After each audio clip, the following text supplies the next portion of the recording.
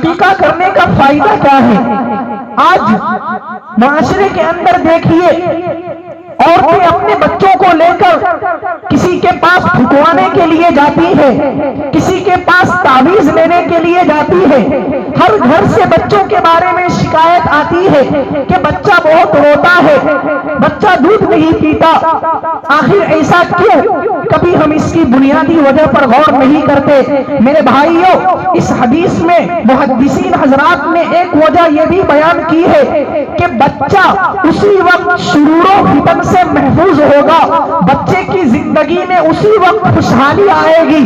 جبکہ اس کی جانب سے عقیقہ کیا جائے۔ اگر بچے کی جانب سے عقیقہ نہیں کیا جاتا ہے تو اس بچے کی فیوچر میں، اس بچے کے مستقبل میں خوشحالیاں نظر نہیں آتی اور شیطان کی طرف سے اس پر حملہ ہوتا رہتا ہے، جس کی وجہ سے کبھی ہوا کی شکایت آتی ہے تو کبھی دودھ نہ پینے کی شکایت آتی ہے، کبھی زیادہ رونے کی شکایت آتی ہے۔ اس کی بنیادی وجہ یہی ہے کہ بچے کی جانب سے عقیقہ وقت پر نہیں کیا جاتا ہے۔ یہ میں اپنی بات آپ حضرات کے سامنے بیان نہیں کر رہا ہوں، بلکہ حدیث کی روشنی میں حضرات محدثین نے اس بات کو بیان کیا ہے کہ عقیقہ کا ایک فائدہ یہ ہے کہ اس عقیقے کی برکت کی وجہ سے اللہ تبارک و تعالی اس بچے کو شیطان سے محفوظ کر لیتا ہے اور اس کے فیوچر میں، اس کے مستقبل میں، اس کے آنے والی زندگی میں تمام تر پریشانیوں کو اور تمام تر تکالیف کو اس عقیقے کی برکت کی وجہ سے دور فرما دیتے ہیں۔ یہ عقیقہ کا فلسفہ ہے۔ عقیقہ صرف امت محمدیہ پر نہیں ہے، بلکہ تاریخ کا مطالعہ کیا جائے تو پتہ چلتا ہے کہ زمانے جاہلیت میں بھی عقیقے کا رواج تھا۔ اسلام کے آنے سے پہلے بھی لوگ بچوں کی جانب سے عقیقہ کیا کرتے تھے۔ چنانچہ حضرت بریدہ رضی اللہ عنہ کی ایک روایت ہے، وہ بیان کرتے ہیں کہ اسلام سے پہلے، امت محمدیہ سے پہلے زمانے جاہلیت میں جب کسی کے یہاں بچہ پیدا ہوتا تھا تو 7ویں دن ایک جانور ذبح کیا کرتے تھے اور اس دن بچے کا نام رکھا جاتا تھا۔ اس سے صاف معلوم ہوتا ہے کہ یہ عقیقہ یہ صرف امت محمدیہ پر نہیں ہے، بلکہ یہ عقیقے کا رواج، یہ رسم، یہ پہلے زمانے میں اور زمانے جاہلیت کے لوگوں پر بھی یہ عقیقہ تھا۔ یہ کوئی نئی چیز نہیں ہے۔ ہاں، لیکن پہلے کے لوگ جو عقیقہ کرتے تھے اور امت محمدیہ پر جو عقیقہ ہے، ان دونوں میں تھوڑا سا ڈیفرنس ہے۔ چنانچہ یہودیوں کے بارے میں آتا ہے، زمانے جاہلیت میں لوگ جب عقیقہ کرتے تھے تو جب لڑکے کی پیدائش ہوتی تھی تو مارے خوشی کے ایک جانور ذبح کرتے تھے اور پورے گاؤں والوں کو کھلاتے تھے۔ لیکن اگر لڑکی کی پیدائش ہوتی تھی تو غمگین کی وجہ سے ناراضگی کا اظہار کرتے ہوئے وہ لڑکی کی جانب سے عقیقہ نہیں کرتے تھے۔ یہ ان کی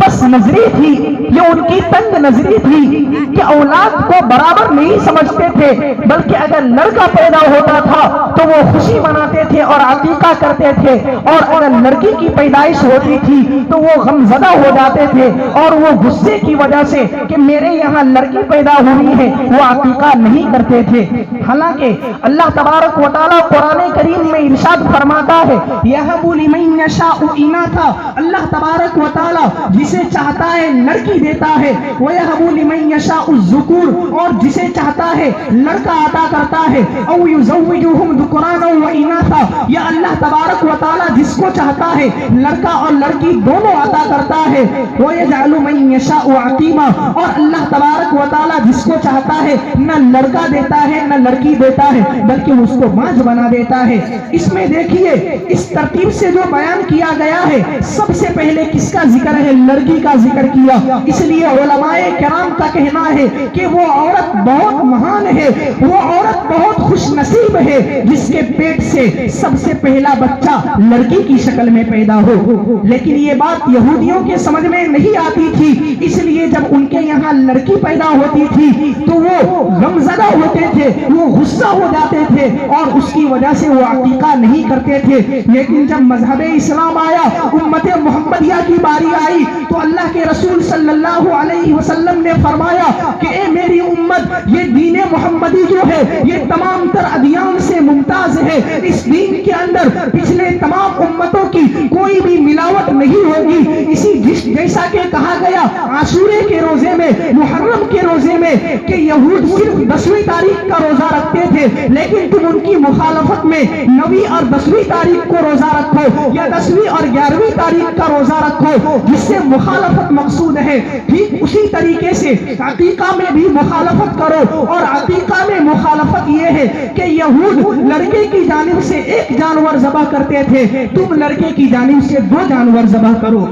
اور یہود لڑکی کی جانب سے ایک بھی جانور ذبح نہیں کرتے تھے، تم ان کی مخالفت کرتے ہوئے لڑکی کی پیدائش پر بھی ایک جانور ذبح کرو۔ اس لیے مسئلہ یہ ہے کہ اگر لڑکا پیدا ہوتا ہے تو لڑکے کی جانب سے 2 بکری یا 2 بکرا، اور اگر جانور بڑا ہے تو 2 حصہ عقیقہ کرنا ہے، اور اگر لڑکی ہے تو اس کی جانب سے 1 بکرا یا 1 بکری یا بڑے جانور میں 1 حصہ عقیقہ کرنا پڑے گا۔ لیکن اگر کسی کے پاس اتنی وسعت نہیں ہے، کوئی مالدار نہیں ہے، تھوڑا نچلے طبقے سے بلونگ کرنے والا ہے، تو اس کے لیے بھی ایک مسئلہ ہے کہ اس کے لیے یہ بھی جائز ہے کہ لڑکے کی جانب سے بھی 1 ہی بکری یا 1 ہی بکرا ذبح کیا جائے۔ تو مسئلہ یہ ہوا کہ لڑکے کی جانب سے بھی 2 جانور کا ذبح کرنا کوئی ضروری نہیں ہے، بلکہ اپنی حیثیت کو دیکھتے ہوئے اللہ نے اگر زیادہ دیا ہے تو خوشی کا اظہار کرتے ہوئے 2 بکری ذبح کر دے، اور اگر کم دیا ہے تو لڑکے کی پیدائش پر بھی 1 ہی جانور ذبح کرے، لیکن لڑکی کی پیدائش پر دونوں صورت میں 1 ہی ذبح کرنا ہے۔